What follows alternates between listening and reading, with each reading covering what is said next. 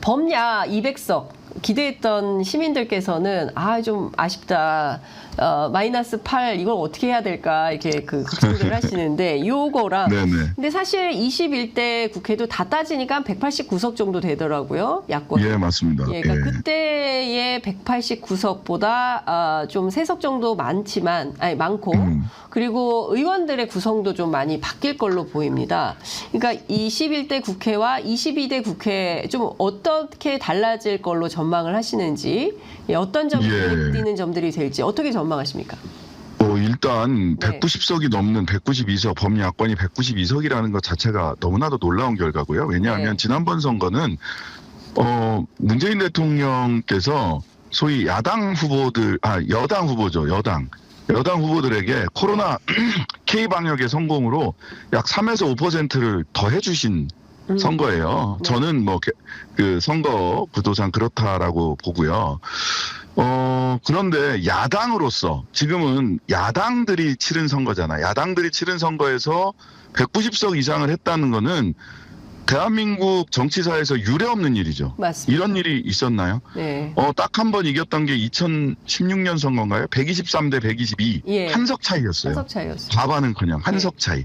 그때도 사실 민주당 그때 한나라당이었나요? 새누리당이었나요? 거의 그쪽이 압승한다. 새누리당이었어요. 예. 예, 새누리당이 180석 나온다, 200석 나온다 이런 선거에서 123석으로 한석 이겨서 환호의 박수를 쳤던 기억이 있는데요. 네. 지금 야당들이 192석이라고 했던 것은요. 실은 기존의 네. 정치 문법에 따른다면 대통령이 56자짜리 유감 표명을 한다? 네. 사실은 말도 안 되는 얘기죠. 예. 그거 사실 말도 안 되는 얘기입니다. 맞습니다. 예. 이거는 말하자면 예. 총리와 대통령실에서 대통령실 주요 수석들이나 비서실장이 거취 표명을 했다고 하는데 네. 내각 총사퇴하고 적어도 저는 대통령이 본인의 거취는 까지는 가지 않더라도 네. 적어도 네. 내각 총사퇴하고 거국 중립내각을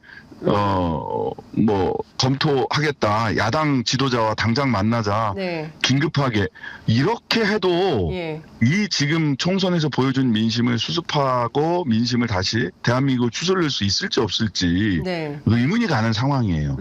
근데 지나치게 평온합니다. 대통령실과 여당이요. 침통한 표정은 짓고 있지만 그 말들을 보면 이 시기를 지나고 나면 또 다른 카드를 내면 앞으로 3년도 이렇게 가겠지라고 생각하는 게 아닐까라고 의심스러울 정도로 네. 너무 평온해요. 네. 앞서 말씀 주신 대로 어제 한덕수 총리 그리고 대통령실 참모들이 사의를 표명했지만 전원 사의를 표명했다라고 알려지긴 했지만 나중에 안보실 제외 정책실 제외 사의 수용 여부는 별도. 그래서 기자들 사이에서는 그러니까 대통령이 정말 이분들의 사의를 수용할지 그리고 지켜보다가 어영부영 될지 이거 끝까지 봐야 된다. 그렇지 않고서는 당연합니다. 이걸로 그끝낼 수 없다라는 이제 판단을 기자들도 하고 있는 상황인데 예, 그런 면에서 네, 말씀 주신 대로 내각 총사퇴 얘기가 나올 거다. 그런데 조용해요. 대통령이 그러니까요. 직접 나서지 않는 이유 어디에 있다고 보세요? 사실 저는 아까 이제 말씀을 다 마저 못했는데요. 네. 그런 이 국정 운영 기조가 분명히 국민들의 바람과 국민들의 심판의 의지에 맞춰서 변화할 것이냐에 대해서 어제 오늘 지켜본 바로는 안 될 수도 그렇게 변화하지 않을 수도 있겠구나. 네. 여전히 대통령실은 억울해하고 있는 것 같다. 본인들이 정말 잘해왔는데 그걸 몰라줬다라고 억울하거나 답답해하고 있는 게 아닐까라는 생각을 하게 되거든요. 네. 그런데 그럴 때 이번에 22대 국회에서는 네. 이해찬 대표님 말씀처럼 180석 줬더니 제대로 한 게 뭐냐 이런 평가 받으면 안 된다. 네. 일관되고 기계 있게 일해야 된다. 저는 그럴 수 있는 구성 이번에는 적어도 순도가 좀 달라지고 그럴 수 있는 구성이 된 게 아닌가라는 생각하고요. 네. 예, 전 진짜 대통령실에서 억울해하고 있는 건 아닐까라고 걱정이 됩니다. 억울해하고 있.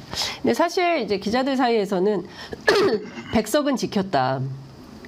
그러니까요. 네, 탄핵 저지선 백석은 지켰다. 그래서 안도의 한숨을 쉬고 있다. 그리고 한동훈 위원장이 그 정도면 수고했다. 이제 이런 판단을 하고 있는 거 아니냐. 이제 이렇게 얘기를 하는데 제가 보기에는 그 분위기는 전혀 아닌 건데 그렇다면 오판하고 있는 게 아닌가라는 생각이 좀 듭니다. 오판이죠, 오판. 네. 오판이죠. 그렇게 생각하신다면. 근데 혹시 그렇게 생각하는 게 아닐까라고 지금 수, 목, 금, 오늘까지 보니까 네. 메시지나 기동이 억울해하는 것 같다. 그리고 나름 최소한의 백석은 지켰다. 네.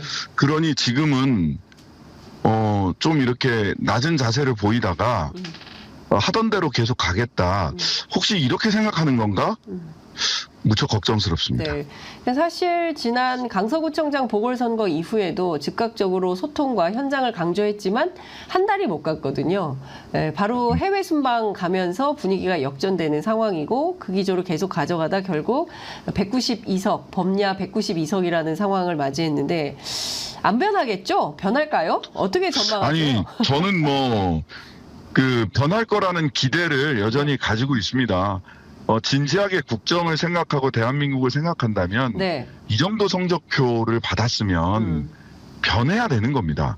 그게 이제 기본적인 상식선에 국민들이 판단하고 있는 건데 네. 근데 정말 수목금 요 3일간 나온 메시지와 행동은 네. 변할 생각이 없는 것 같다. 라는 이 합리적 의심을 계속해서 하게 만들거든요. 네. 본인들만 불행해지는 게 아니라 그런 식의 네. 또 야당 탓하고 야당이 발목 잡게 한다라고 하면서 사실은 국민 탓을 하는 게 되는 거잖아요. 네. 예. 근데 이런 식으로 가면 본인들도 불행해지고 국민들도 더 괴로워집니다. 그러지 않았으면 좋겠습니다. 정말로 진심으로 간곡히 용산을 향해 말씀드립니다. 네. 제발 국민들 이야기에 귀를 좀 기울이라. 네. 국민들은 이미 심판했고 회초리를 아주 세게 들었다. 그러면은 반성하셔야죠.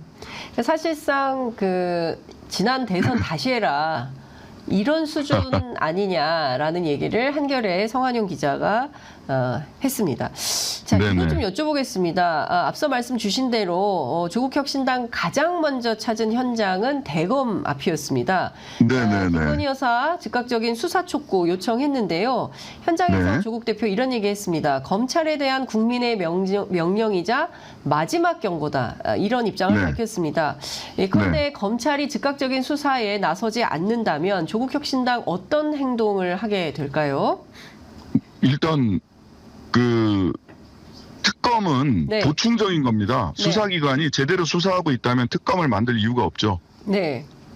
수사기관이 제대로 수사를 하지 않는다면 특검으로 갈 수밖에 없고 그 특검에 저는 개인적으로 이건 여기까지는 이야기가 된 바는 아니지만 개인적으로 네. 이 김건희 여사 종합특검을 할 수밖에 없는 거고요. 네. 이 특검의 수사 대상 중에는 네. 왜 수사하지 않았느냐까지 포함되어야 되지 않을까요? 그렇죠. 왜 수사 안 하죠? 왜 수사 안 하는지도 수사 대상 아닐까요? 맞습니다. 예. 그거를 스스로 수사를 한다면 이런 것들은 수사 대상이 될 수가 없어요. 그렇죠. 맞습니다. 그런데 마지막 경고를 무시하고 또 특별한 이유 없이 수사를 하지 않는다. 네. 그러면 왜 수사 안 했는지도 수사 대상이 되는 거죠. 이종섭 대사 네. 누가 도주대사로 임명을 했고 왜 도주시켰느냐. 네. 이게 수사 대상이 되어야 되잖아요, 지금. 맞습니다. 예. 그런 것처럼 도대체 왜 상식적으로 네. 그리고 수사의 일반적인 기법상 수사를 해야 되고 어떤 조치를 취해야 되는데 그 조치를 하지 않았다면 네. 직무유기가 있었다는 것이고 왜 직무유기를 했는가는 밝혀내야 되는 거죠. 그래서 마지막 경고라는 겁니다. 네. 만약에 검찰이 계속 이런 방식의 직무유기가 이어진다면 22대 국회 개원하자마자 조국혁신당 어떤 특검에 착수하거나 이렇게 나갈까요? 저희들은 그렇게 준비를 하고 있습니다. 한동훈 특검은 법안 내용도 대체로 지금 준비가 돼 있고요. 네. 그다음에 또 뭐 특검 남발하냐 또 이런 비판을 하시는 분들도 계시더라고요, 일부. 네. 예. 근데 그래서 기회를 주는 겁니다, 대검에. 검찰에 송경호 서울중앙지검장 그다음에 이원석 총장에게 네. 기회를 드리는 겁니다. 하세요. 하시면 특검 걱정 안 하셔도 됩니다. 네.